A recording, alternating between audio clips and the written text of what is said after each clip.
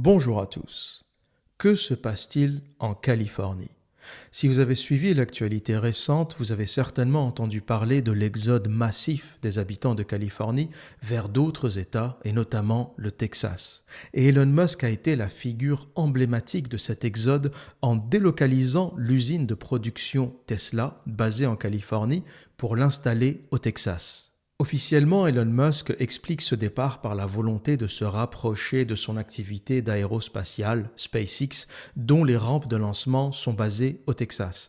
Mais derrière la raison politiquement correcte, il y a d'autres problèmes qui gangrènent la Californie depuis plusieurs années, et c'est de cela que nous allons parler aujourd'hui.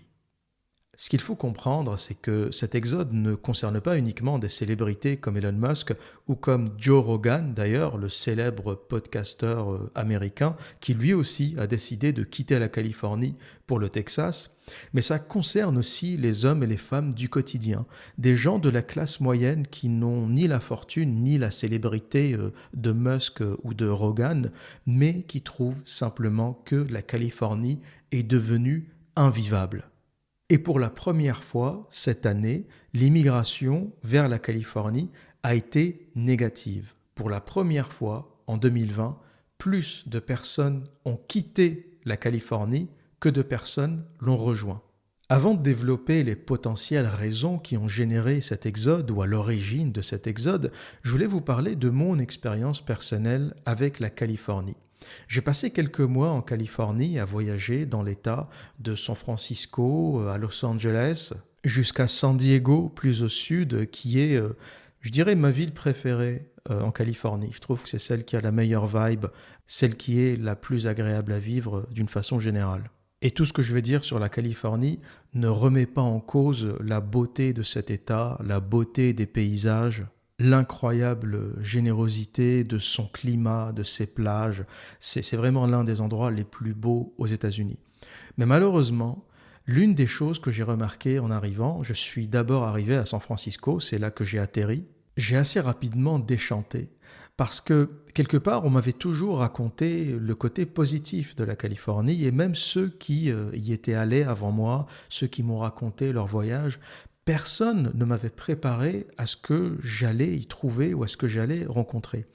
Et en arrivant à San Francisco, j'avais loué un hôtel au centre-ville, à 5 minutes de Union Square, et en général, c'est ce qu'on fait quand on ne connaît pas une destination, on choisit le centre-ville comme étant une valeur sûre quelque part. Tu te dis, bon, je suis pas loin du Union Square, je saurai me retrouver, puis ensuite, passer ces 3 jours, je pourrais explorer et décider de la suite. C'est comme ça que je procède en général. J'atterris quelque part, 2-3 jours, je prépare ma logistique et à partir de là, je me lance dans la suite de l'exploration. Et je commence à me balader dans la ville. A priori, c'est une ville qui est pas laide, qui est pas moche. Ça ressemble à beaucoup de villes américaines.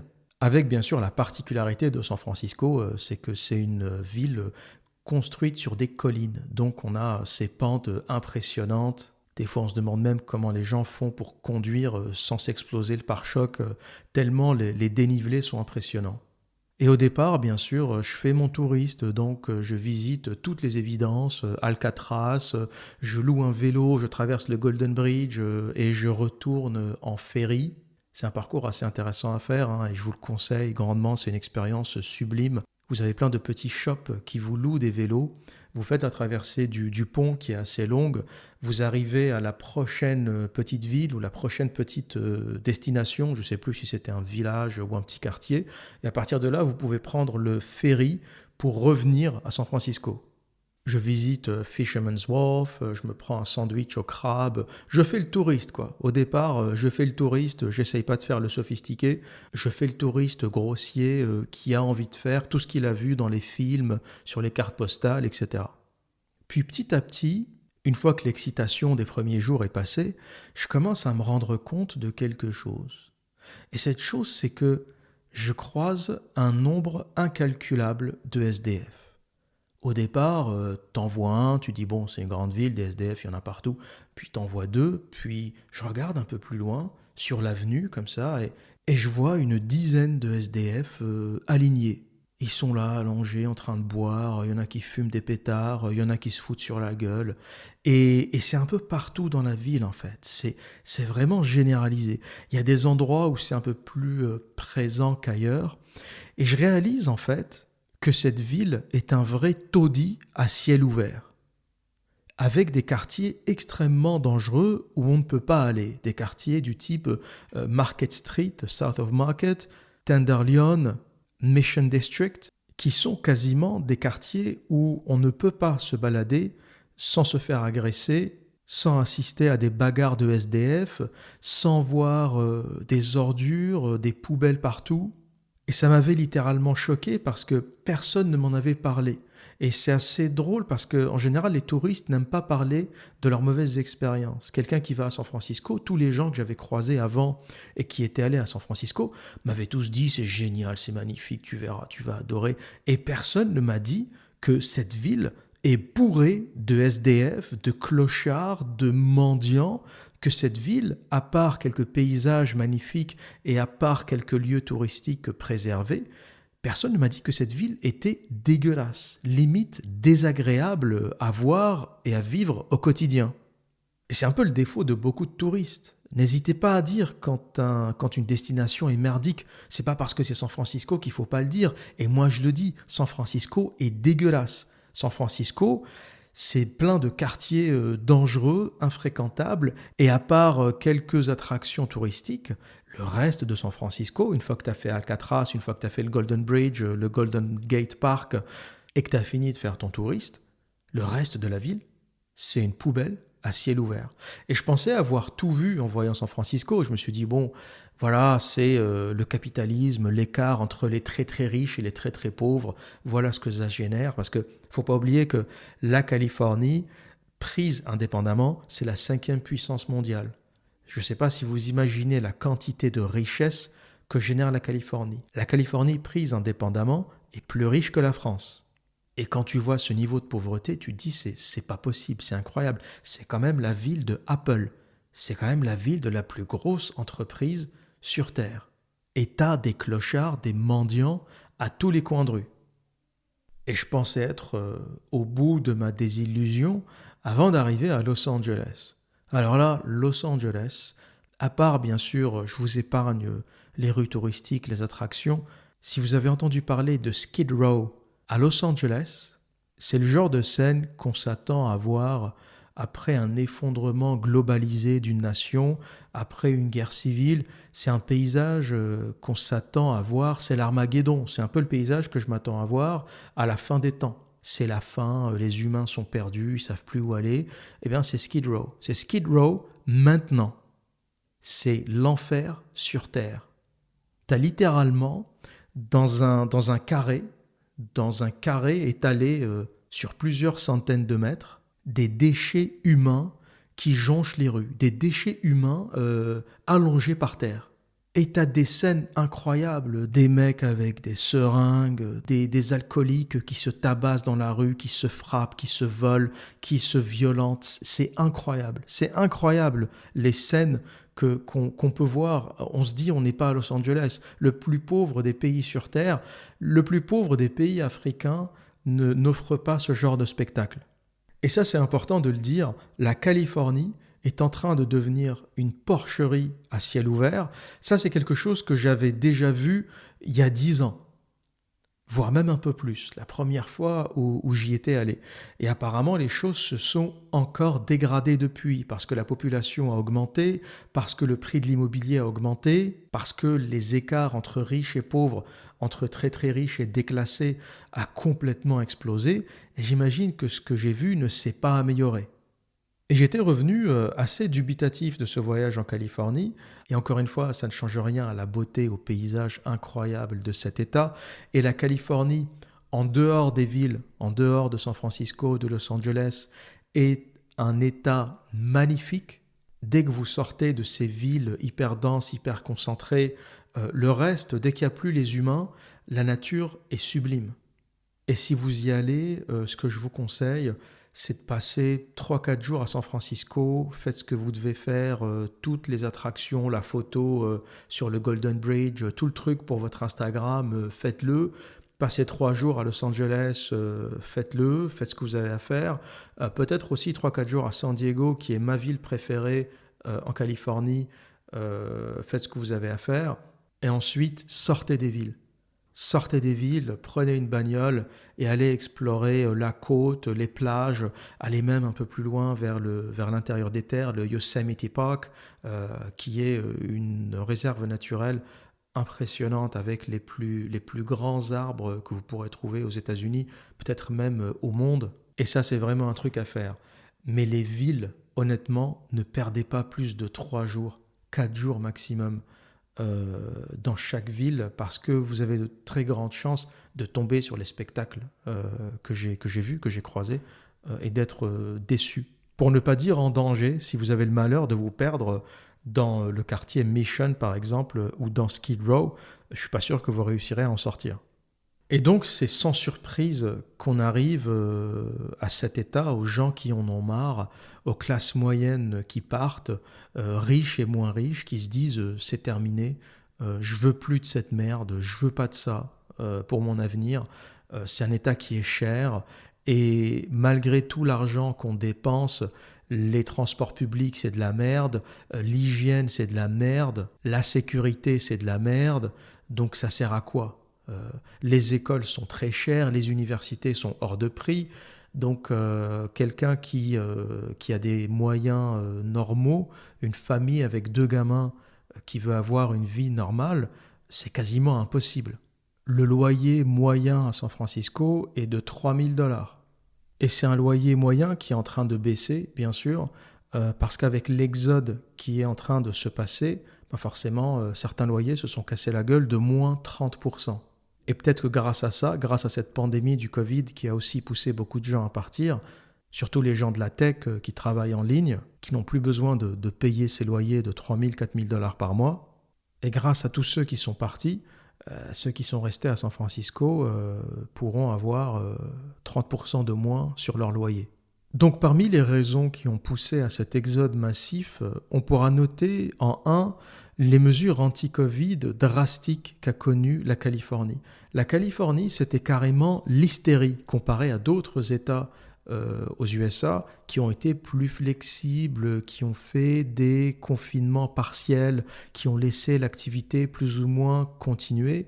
La Californie, ça a été l'hystérie totale, l'hystérie complète, le masque dans la rue, les gens qui te fusillent du regard si tu ne mets pas ton masque, un peu ce qu'on a connu en France, et un peu ce qu'on a connu d'ailleurs dans tous les pays gauchistes. J'ai remarqué, j'ai fait une petite analyse du comportement des gens pendant le Covid ou du comportement des nations. Par exemple, en Angleterre, le masque n'est pas obligatoire dans la rue. Tu peux te balader dans la rue sans masque. À aucun moment de cette pandémie, qui a duré plus d'1 an maintenant, le masque n'a été obligatoire. Il est obligatoire que dans les magasins. Donc tu peux te balader, tu peux aller courir, tu peux faire ce que tu veux. Il n'y a pas eu de restriction pour ne pas sortir, il n'y a jamais eu d'attestation pour sortir.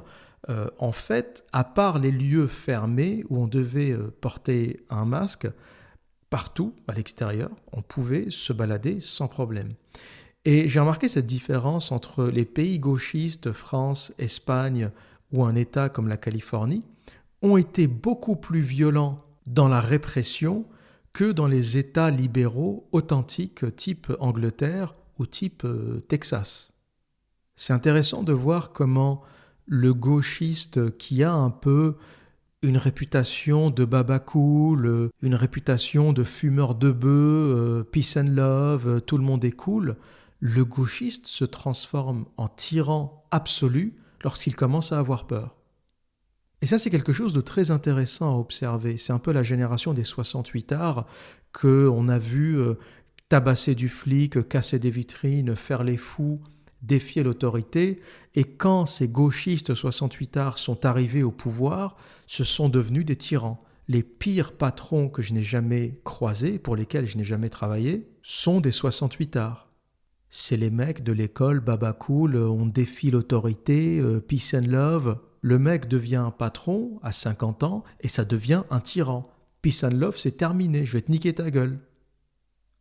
Et c'est exactement ce qui s'est passé en Californie. La Californie, état de gauchias, c'est l'état où les gens ont eu le plus de difficultés à vivre pendant la pandémie parce que les restrictions ont été terribles. Donc je pense qu'il y a deux types de personnes qui sont parties. Il y a celles qui sont parties en raison des loyers, parce que comme on doit travailler de chez soi, pourquoi continuer à payer 4 000 $ de loyer alors que tu peux être partout dans le monde? Donc les gens se sont dit, je vais retourner chez moi, d'où je viens, dans l'Utah, au Texas, dans l'Iowa, peu importe, je vais rentrer chez mes parents, je vais économiser 4 000 $ par mois et je vais travailler à distance. Donc il y a eu ce type de personnes, et il y a eu ceux qui n'ont pas supporté les restrictions, et Joe Rogan en fait partie. Joe Rogan avait dit clairement que les restrictions en Californie étaient insupportables. Pourtant, le mec est millionnaire. On pourrait se dire, il a eu la belle vie pendant que les gens moyens galéraient. Même les millionnaires ont trouvé que la Californie, c'était du n'importe quoi en termes de restriction des libertés, en termes de totalitarisme. C'est un peu ça, c'est le totalitarisme gauchiste qui a pris place en Californie.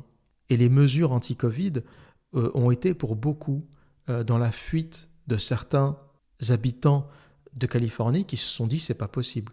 On ne peut pas vivre avec ces gens-là. Les gens qui te fusillent du regard dans la rue parce que tu n'as pas ton masque, les gens qui te gueulent dessus, les voitures qui s'arrêtent, parce que ce n'est pas que les politiques, c'est même la gauchiasse qui vit en Californie, c'est même les gens de Californie. Tu es tranquille, you mind your own business, tu es en train de faire tes affaires, tu es tranquille, tu parles à personne. Il y a un mec qui s'arrête en voiture et il te gueule, mets ton masque, pourquoi tu mets pas ton masque? Mais qu'est-ce qui te dérange? Putain, tu es à 200 mètres, qu'est-ce qui te dérange? J'ai mon masque, j'ai pas mon masque. Puis il va te sortir l'argument débile, ouais, t'es selfish, tu penses qu'à ta gueule, tu penses pas aux autres, c'est pour ça que tu mets pas de masque. Mais vis ta vie, putain, qu'est-ce que tu me casses les couilles, le mec? Et c'est incroyable, les scènes dans la rue, ou les scènes que certains ont pu observer, c'est des scènes qu'on aurait pu voir dans un film de science-fiction. T'avais deux niveaux d'oppression. T'avais l'oppression de l'État et des politiques qui t'empêchaient de sortir de chez toi, qui t'empêchaient de respirer sans te foutre un masque sur la gueule, une muselière. Et t'avais la petite gauchiasse du quotidien, la petite salope qui est terrorisée au moindre virus, qui venait te faire la morale. Il t'arrête dans la rue, mets ton masque. Toi, tu lui dis, t'as deux options, mec. T'as 5 secondes et 2 options. Tu passes ton chemin ou tu te prends une tarte dans la gueule. Et ce deuxième niveau d'oppression est terrible. Il n'y a rien qui m'agace le plus que de voir un citoyen dans la rue venir me faire la morale pour que je mette mon masque. Mets ton masque si tu as envie, mais fous-moi la paix. Si tu as peur, reste chez toi. Si tu as la trouille, reste chez toi. Ne sors pas dans la rue faire la morale à la terre entière. Si tu as peur, si tu penses que c'est vraiment dangereux, je te conseille un truc, reste chez toi. Le deuxième point qui a fait fuir beaucoup de monde, c'est les taxes qui sont déjà élevées en Californie. Il faut savoir que c'est l'État qui a le niveau de taxes le plus élevé aux États-Unis et qui est actuellement de 13%. En comparaison, le Texas est un État où il y a 0 impôt sur le revenu. Et les bureaucrates actuellement en Californie sont en train de parler, il y a certaines propositions qui parlent d'augmenter les impôts à 50%. Pour les tranches de salaire les plus élevées. Il ne faut pas oublier qu'aux États-Unis, il y a déjà un impôt fédéral, c'est-à-dire que quand tu payes 13% de taxes en Californie, il faut l'additionner à la taxe fédérale ou à l'impôt fédéral de 37%. Et même lorsque tu payes 0% au Texas, par exemple, donc il n'y a pas d'impôt sur le revenu au Texas, tu payes toujours ton impôt fédéral de 37%. Donc les impôts sont relativement élevés aux États-Unis. Pour un pays où tu n'as rien, il ne faut pas oublier que tout est payant. L'université est payante, les soins sont payants, les transports en commun sont payants, la retraite est payante, l'assurance maladie est payante. Donc en fait, l'argent que tu payes ne sert strictement à rien. Tu vois, quand tu es français, tu payes beaucoup d'impôts, tu dis bon, ils me font chier le fisc, mais quand tu mets bout à bout tous les trucs gratuits que tu as entre santé, université, retraite, etc., tu dis bon, ils m'en foutent plein la gueule, mais ils me donnent un peu en retour. L'assurance chômage, etc. Il n'y a pas d'assurance chômage aux États-Unis, à part les petits chèques qui ont été distribués de façon exceptionnelle pendant la pandémie du Covid. Mais en temps normal, ça n'existe pas. Peut-être qu'ils vont penser à le faire, mais en temps normal, ça n'existe pas. Donc tu dis, je paye 37% de taxes fédérales, 13% de taxes de l'État, en Californie et j'ai rien en retour. Et les impôts, en réalité, que tu payes aux États-Unis, tu les vois pas. Tu dis où est-ce que ça passe. Les infrastructures sont pourries, les transports en commun sont pourris. C'est un pays qui n'a pas investi sur ces infrastructures sur les 50 dernières années. Tu dis, mais ça va où ces impôts? Et en réalité, ça va soutenir l'Empire américain. Tu payes que les bases militaires qui sont installées partout dans le monde. Et c'est un peu ça qu'avait essayé d'arrêter Trump, avait commencé à dire mais c'est quoi ces bases militaires en Allemagne, en Pologne, c'est quoi ce bordel? Pourquoi on paye des militaires à rien foutre au bout du monde et on raquette les payeurs aux États-Unis, les payeurs d'impôts, pour aller financer l'Empire américain? C'est pas ça qu'on veut. Et tous les impôts passent dans l'expansion militaire de l'Empire américain qui sert à défendre le dollar, qui sert à défendre les intérêts économiques, mais ça ne sert pas aux États-Unis, ça ne sert pas aux Américains, ça ne sert pas l'Américain moyen. Quand tu payes des impôts et tu te dis c'est pour faire bouffer les militaires qui sont parqués depuis 10 ans en Afghanistan, bon, tu te dis à un moment ça va 2 secondes. La guerre, ça va 2 secondes. Ça change pas grand-chose à mon quotidien. Et l'un des éléments qui a plu dans le discours de Trump, c'était justement de rapatrier une partie, pas tout, parce qu'un tel empire aura besoin de certaines bases maintenues dans le monde, mais de rapatrier une grande partie qui ne sert à rien. Et en général, à 80%, c'est des militaires qui jouent à la PlayStation un peu partout dans le monde. Ça coûte une fortune ce truc, ça coûte une fortune entre les maisons à louer, les bagnoles, leurs frais, leurs dépenses. C'est un peu ça qui est difficile à digérer, c'est que 90% de l'impôt des contributeurs américains finance des GIs à l'autre bout du monde qui jouent à la PlayStation. C'est un peu ça le délire. Donc la perspective de cet État bureaucratique, la Californie, qui ne cesse d'augmenter les taxes et qui prévoit de les augmenter encore, commence à faire peur à beaucoup d'entreprises, y compris les entreprises de la tech, qui sont sérieusement en train de réfléchir à une délocalisation au Texas. Un autre élément qui fait peur, c'est le progressisme généralisé. C'est devenu l'État des LGBT, des minorités, des quotas au travail, des Black Lives Matter, et les gens commencent à en avoir marre. C'est-à-dire que parler du matin au soir des minorités, à un moment, on oublie de parler de la majorité. T'as la majorité silencieuse dont personne ne parle, qui sont des hommes qui travaillent tous les jours sans causer de problème. Et tout le discours dans la presse, ça nous parle que des minorités. Il faut mettre des quotas au travail. Ça devient un vrai problème, ça, par exemple, les quotas au travail. Tu es un employeur, tu dois embaucher 10 personnes. On va te dire, parmi ces 10 personnes, il faut que tu aies un Indien, un Afro-Américain, un Chinois, un Pakistanais, un Arabe. Et si tu ne respectes pas ce quota, tu as une amende. Et toi, tu es là, tu le regardes, tu fais, mais je ne suis pas là pour faire les village people, moi. Je suis pas en train de faire un boys band LGBT multiculturel. Je suis en train de chercher des gens pour bosser pour moi. Je cherche de la compétence avec des profils précis. Comment tu veux que je m'en sorte, moi? Je dois embaucher des informaticiens, des gens compétents. L'autre, il me dit, faut que tu embauches les village people. L'Indien avec la plume dans le cul, le motard. Où est-ce que tu veux que j'aille avec ça? Sans parler des Black Lives Matter. Là aussi, ça a été Black Lives Matter pendant 1 an.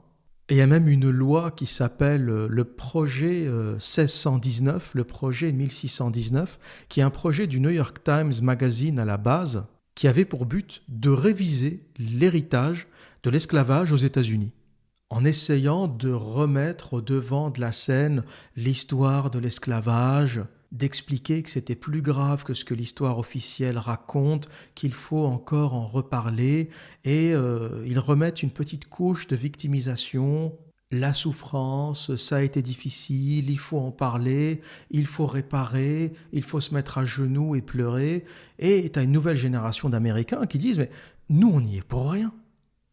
On n'y est pour rien, vos histoires d'esclavage, de machin. Moi, déjà, j'étais pas là.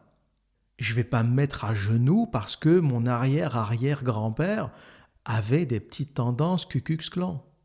D'accord, c'était pas génial, mais c'est pas de ma faute, j'étais pas là, moi. » Et aujourd'hui, la mentalité générale de la gauchiasserie généralisée, c'est de dire faut tous vous mettre à genoux. Un genou à terre, tous les blancs, un genou à terre, la souffrance, un genou à terre. Et c'est assez terrifiant en fait. Ça me rappelle le sujet que j'avais fait sur l'école de Syracuse le danger de la gauchiasserie, où une université s'était transformée en régime totalitaire.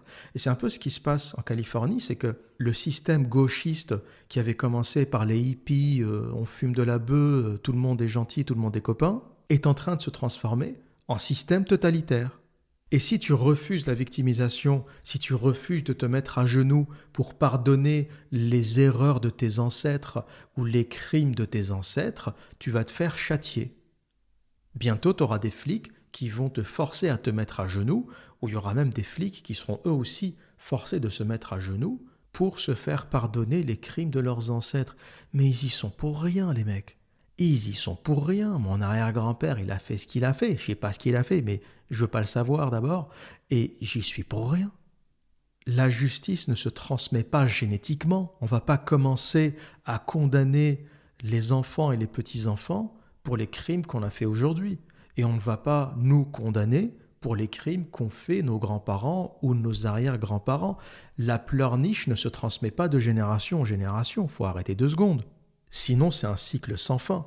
À un moment, il faut que les gens d'aujourd'hui, les générations actuelles, notre monde contemporain, il faut que les gens se regardent et se disent « Je ne suis pas responsable de ta souffrance et tu n'es pas responsable de ma souffrance ». Il faut à un moment mettre un point d'arrêt à tout ça, arrêter de faire de la justice rétrospectivement. Je pense qu'au bout de 200 ans, il y a quand même un principe de prescription qui doit s'appliquer. Sinon, c'est une histoire sans fin. Ton grand-père a trifouillé le trou de balle de mon grand-père, donc tu dois payer. Oui, mais j'y suis pour rien, moi. Il trifouille des trous de balle, moi, j'étais pas là. Déjà, j'ai pas vu, j'étais pas là. Et c'est pas à moi de payer pour son trifouillage.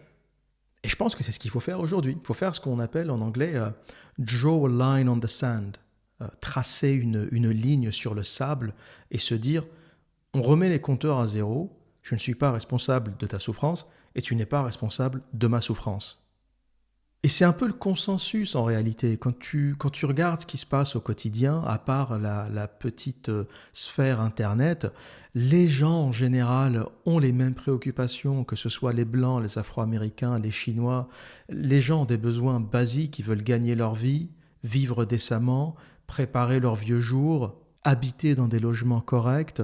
Les besoins sont les mêmes. Quand tu es dans la vie de tous les jours, tu n'as aucun Afro-Américain qui te dit « Moi, je demande réparation pour les 400 ans d'esclavage ». Ils sont pas dans ce délire, les mecs.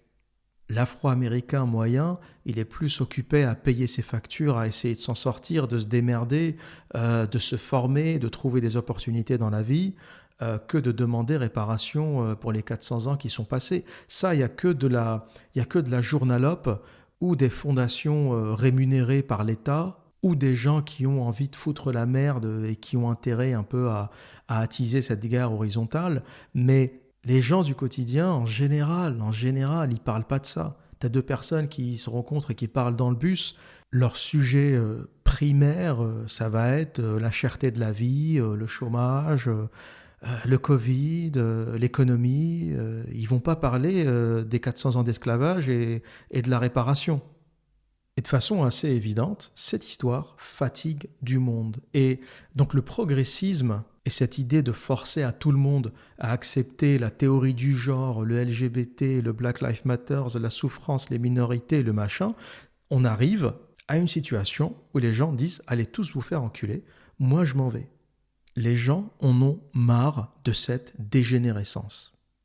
Et tout ça a amené, d'une façon générale, les gens à migrer, les populations à migrer vers le Texas. Et pourquoi le Texas ? Parce qu'on n'y paye pas d'impôts, parce qu'il y a moins de délinquance qu'en Californie, et surtout moins de délinquance qu'à Los Angeles et à San Francisco, parce que la qualité de vie est meilleure, parce que la vie est moins chère, parce que l'immobilier est moins cher, on peut se loger plus décemment au Texas. Et quelque part, ce qu'il faut comprendre de cette histoire, c'est que partout où le gauchisme passe, l'herbe ne pousse plus. Je suis surpris d'entendre encore des gens dire « Ah, le problème, c'est pas la gauche. En fait, le problème, c'est qu'il faut plus de gauche, plus de social, plus de justice. C'est ça le problème, c'est qu'il n'y en a pas assez. » Je vais te dire quelque chose. Tu veux du social, tu veux plus de social, il y a plein de pays pour ça. Pourquoi t'emmerdes les gens aux États-Unis pour avoir plus de social ? Il y a plein de pays. Il y a le Venezuela. Le Venezuela, c'est un pays socialiste. Vas-y, va y vivre. Il y a la Corée du Nord. La Corée du Nord, c'est très bien, c'est un pays communiste. Vas-y, c'est bien. Si tu veux y aller, c'est très très bien. L'Algérie, c'est un pays socialiste. Vas-y, vas-y, essaye de trouver du boulot. Essaye d'ouvrir un compte bancaire, d'ouvrir un business dans ce pays. Essaye de le faire. Et c'est assez marrant parce que des pays socialistes, il y en a plein. Donc, j'ai envie de dire, pour ceux qui veulent plus de gauche, plus de social, plus d'aide sociale, plus d'intervention de l'État, je ne sais pas, faites une demande d'exil au Venezuela, en Algérie, en Corée du Nord. Vous verrez comment on vit dans les pays socialistes. C'est ça que je ne comprends pas en fait. C'est des gens qui vivent dans le pays le plus libéral et le plus capitaliste au monde et qui rêvent du Venezuela. Ben vas-y au Venezuela. C'est un peu l'incohérence de ces gens-là, y compris en France. Y compris en France. C'est incroyable le nombre de gauchistes économiques en fait, parce que même la droite française, je l'ai déjà dit, les droitards en France ne sont pas de vrais droitards. C'est des droitards sur les questions sociétales, immigration, délinquance, etc. Mais dès que tu leur parles d'économie, de capitalisme, de libéralisme, ah non, non, non, non, non, non. Ah non, le capitalisme, c'est pas bien, c'est des monstres, c'est des méchants, le capitalisme, c'est pas bien. Tu lui dis, mais je croyais que tu étais de droite. Je sais pas, je pensais qu'on parlait de la même chose, t'es de droite, non? Ah non, non, non, moi je suis de droite sur les questions de l'immigration, de la délinquance, il faut serrer les vis, il faut plus de police, il faut garder les frontières, mais sinon pour l'économie, moi je pense qu'il faut plus de social, il faut plus d'aide de l'État, il faut plus d'État, il faut donner plus de moyens à l'État, il faut augmenter les impôts, il faut faire payer les riches, et tu comprends en fait que le mec, c'est une gauchiasse intégrale. Il a une espèce de petite couverture comme ça, il joue un peu aux racistes, il joue un peu aux mecs, ouais, moi je suis de droite, etc. Mais le mec, c'est une gauchiasse intégrale. Le mec, il est au RSA, il vit des aides sociales. Pour lui, la solution, c'est encore plus d'État et plus de social. Tu comprends quelque part que c'est un peu des fraudes. C'est simplement des soviétiques racistes, quelque part. C'est tout. Ils ont un logiciel complètement communiste, et ils ont une petite couverture anti-immigration, anti-étranger, anti-machin. En fait, c'est le seul volet de leur pensée qui est à droite. Mais tout le reste, c'est de la gauchiasse. Les mecs, ils veulent plus d'impôts, plus d'aide, plus de RMI, plus de RSA, je ne sais plus comment ça s'appelle aujourd'hui, ça change de nom tous les 3 ans. Et tu comprends en fait qu'il y a très peu de droitards authentiques. Et c'est un peu ce que j'ai remarqué, c'est un peu l'observation que j'ai pu faire, c'est partout où le gauchisme passe, les peuples s'effondrent. Tous les peuples qui ont voté pour les économies socialistes, communistes, n'ont plus mangé de pain. Et récemment, j'ai fini de lire L'archipel du Goulag de Solzhenitsyn. C'est un livre que j'avais jamais lu avant, et c'est un livre qui est assez pénible à lire. Et c'est très révélateur de comment la gauchiasserie, sous couvert d'égalitarisme, se transforme en autoritarisme. Parce que le projet soviétique, ça a commencé comme ça. Le projet soviétique, ça n'a jamais été le goulag, ça n'a jamais été la prison, les travaux forcés depuis le départ.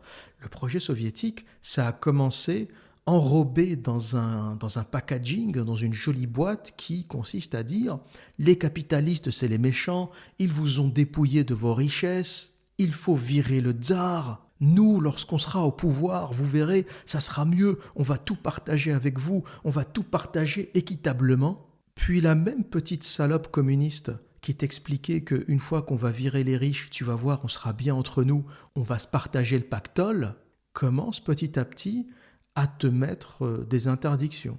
Il commence par t'enlever ta terre, en t'expliquant, non, il faut collectiviser les terres et on te donnera un salaire. Et toi t'expliques, mais camarade, je comprends pas, je pensais qu'une fois qu'on aurait viré le tsar, on pourrait tous avoir richesse et prospérité. Et il va te dire, mais oui, mais c'est comme ça que ça marche, camarade. Il faut qu'on mutualise tout ensemble et après, on va tout partager équitablement. Toi, t'es naïf, tu l'écoutes, tu dis d'accord, ça a l'air sérieux leur révolution. Tu lâches tes terres. Certains qui ont compris un peu l'embrouille ont commencé à se révolter. Mais non, c'est la terre de mes ancêtres, ça fait 1000 ans qu'on se la transmet de génération en génération.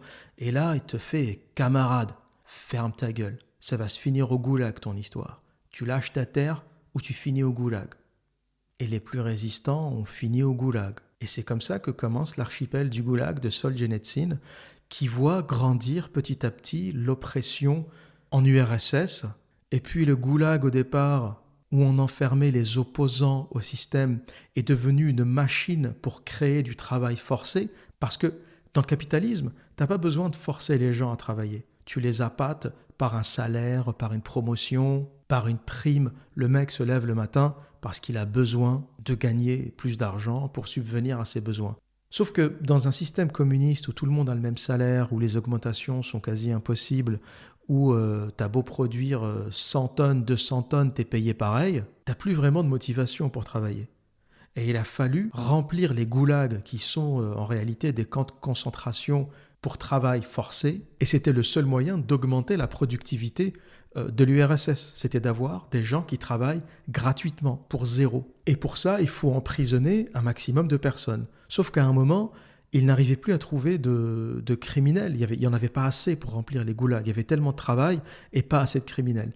Donc ils ont commencé à inventer des pièces à conviction, de fausses pièces à conviction. On arrive chez toi, on frappe à la porte, on te dit t'es coupable de complot contre le parti. Et toi tu dis mais c'est pas vrai, j'ai rien fait. Et ils vont fabriquer de fausses pièces pour te pousser à avouer un crime que tu n'as pas commis. On va te donner des documents, on va te forcer à les signer, où tu vas reconnaître un complot contre l'État. Et si tu ne le fais pas, tu finis dans une cellule avec des techniques de torture incroyables. C'est ça qui a été difficile à lire dans le livre de Solzhenitsyn, l'archipel du goulag. C'est que pendant des centaines de pages, il décrit les techniques de torture, les cellules de 1 mètre cube, où tu peux ni te mettre debout, ni t'allonger, ni te mettre en diagonale, et au bout de quelques heures, quelques jours, tu deviens fou, tu perds la tête. Il y a des gens qui sont morts comme ça. Ils n'auront rien fait, hein. Ils les ont pas tapés, ils les ont pas... Rien du tout, c'est juste dans une cellule, jusqu'à ce que tu crèves de folie. Les gens qu'on empêche de dormir, c'est ça qui est choquant, c'est que c'est que de la torture psychologique, et il y avait une espèce de génie dans le développement des techniques de torture. C'est incroyable. Beaucoup, en fait, tournaient autour du sommeil aussi, on t'empêche de dormir. Tu es dans ta cellule, et à intervalles réguliers, par exemple, tu as quelqu'un qui vient frapper toutes les heures, sans aucune raison, juste pour que tu ne dormes pas. Il y a des soldats qui faisaient des rondes juste pour taper à ta porte et t'empêcher de dormir et te pousser à la folie. Si tu ne dors pas, tu finis par mourir. Et le système communiste a duré tellement longtemps qu'on a presque oublié que cette histoire avait quand même commencé par des petits révolutionnaires pleins de rêves et de bonnes intentions qui nous ont expliqué que le capitalisme c'est le méchant et vous verrez ce que vous verrez.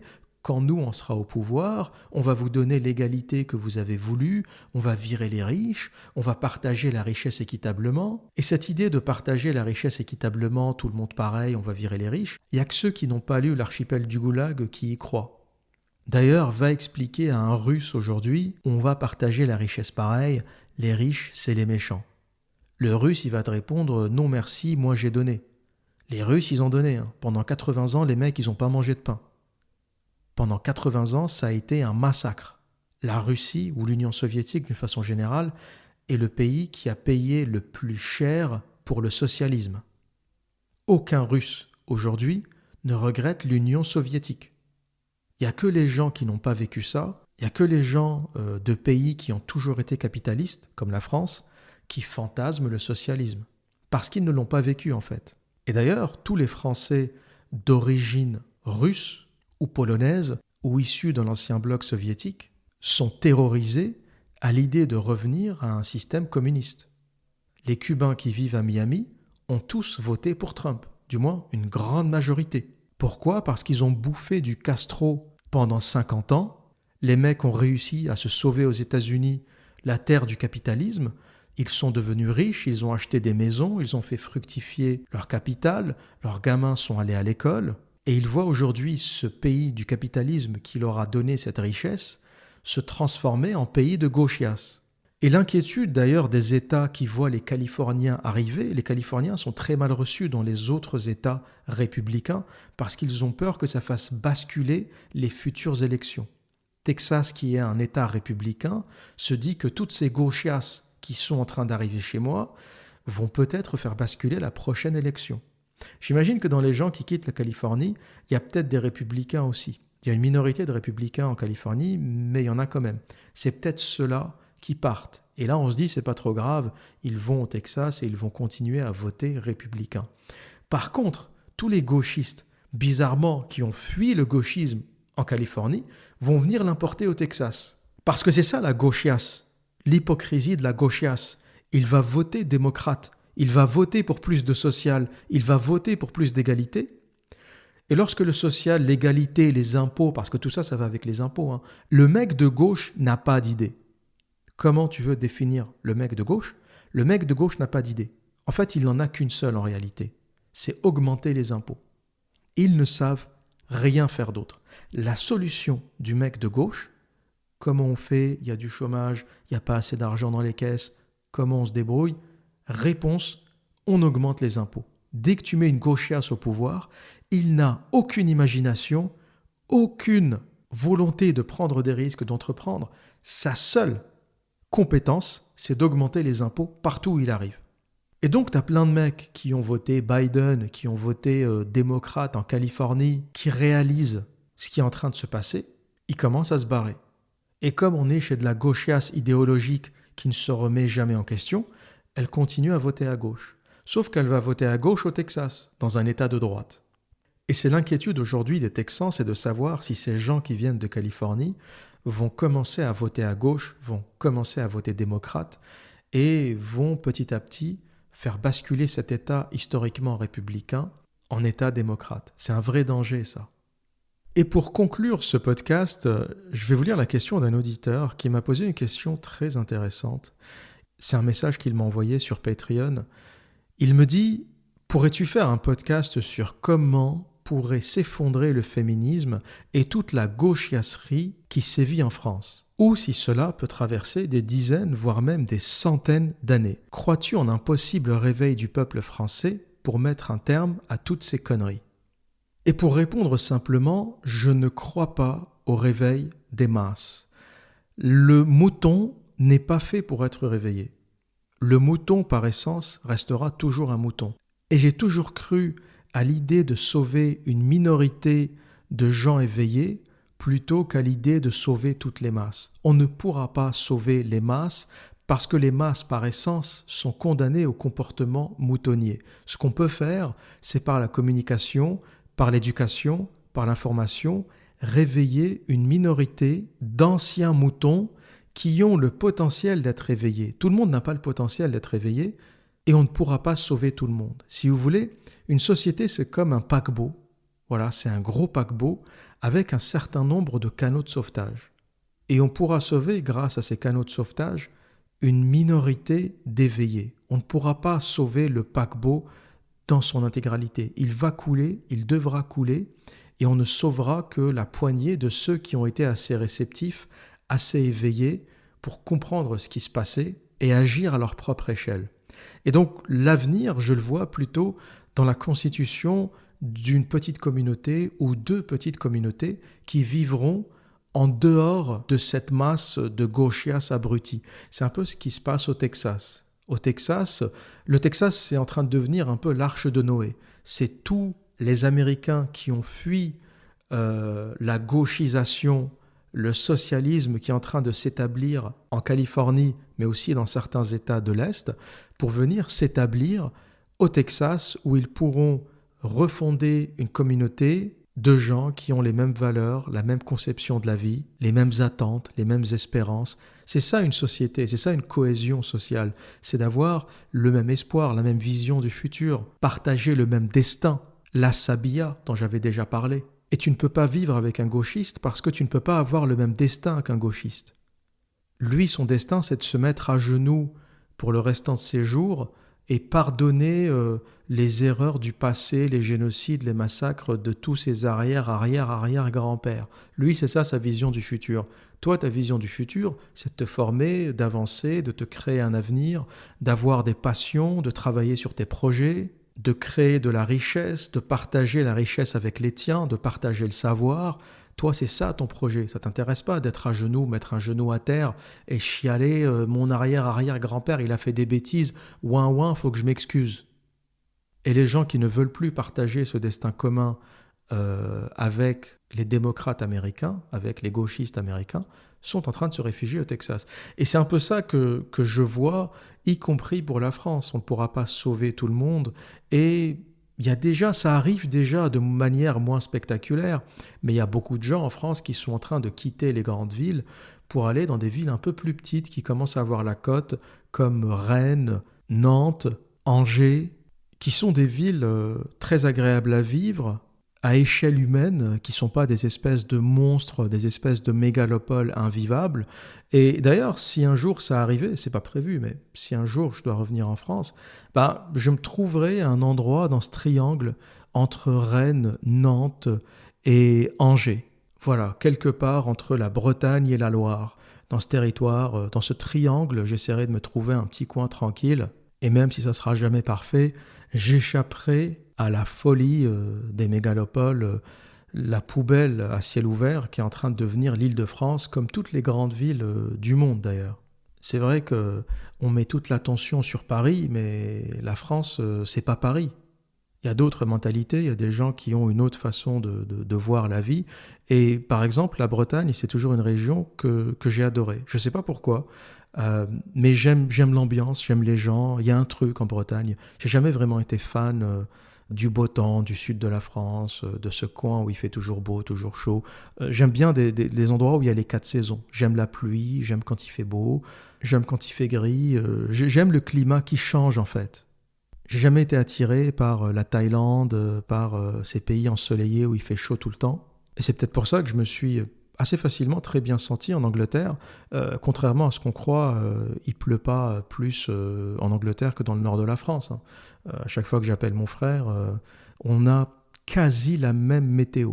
Voilà. Entre Rouen et Londres, on a quasiment la même météo au détail près. Quand il pleut à Londres, il pleut à Rouen. Quand il fait gris à Londres, il fait gris à Rouen.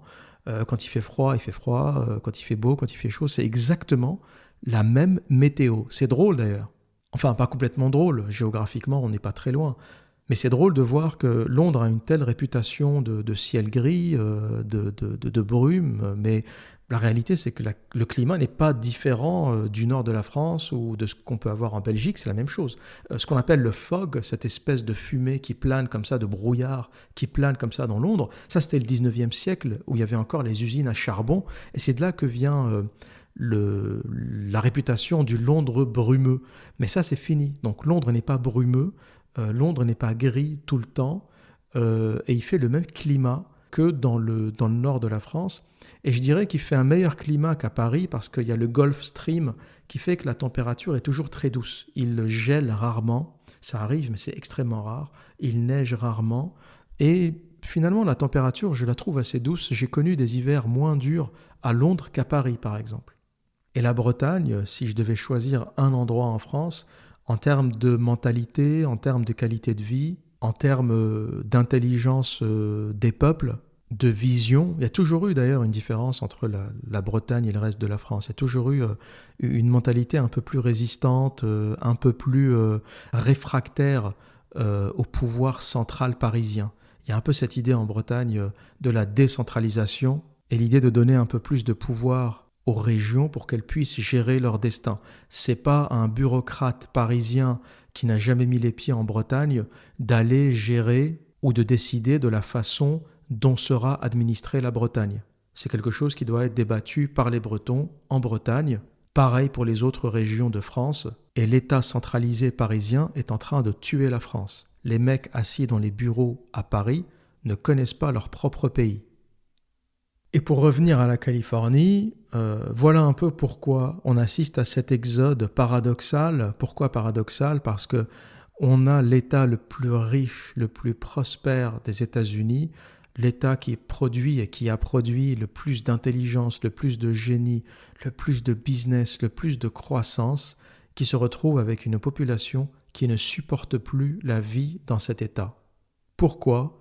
Tout se ramène à une cause, à une seule cause centrale, le socialisme, le gauchisme. Là où le gauchisme passe, l'herbe ne pousse plus. Voilà ce que j'avais à dire pour aujourd'hui. Et que dire d'autre ? Eh bien, comme à mon habitude, prenez soin de vous et À très bientôt.